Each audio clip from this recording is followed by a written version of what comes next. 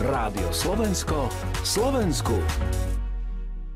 Dnes sme prišli za ďalším silným príbehom, za príbehom Ivanky, ktorá sa pasuje s veľmi ťažkým ochorením. V roku 2023 mi vlastne diagnostikovali nádor na žalúdku. Hneď potom mi nasadili chemoterapiu, ktorá trvala asi 2 mesiace. Potom vlastne som išla na operáciu, kde zistili, že chemoterapia vôbec nezabrala, takže mi celý žalúdok vyoperovali. No ale vlastne pri výplachu brúšnej dutiny zistili, že tie nádorové bunky tam zostali. Znova nasadili chemoterapiu, ktorá vlastne moc nezaberala. Potom sme žiadali zdravotnú poisťovnu o imunoterapiu, Keytrudu. Ako zabrala táto liečba?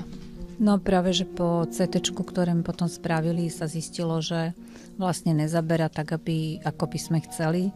Vlastne nenarastol nádor, ale ani sa nezmenšil. Takže potom Keytrudu sme nahradili znova ďalšou chemoterapiou. Spolu so mnou je tu aj vaša dcerka Nicole. Tak myslím si, že jej pomáhame od samého začiatku, už len tým, že sme ju vozili, že sme riešili, vybavovali, kontaktovali všetkých možných doktorov.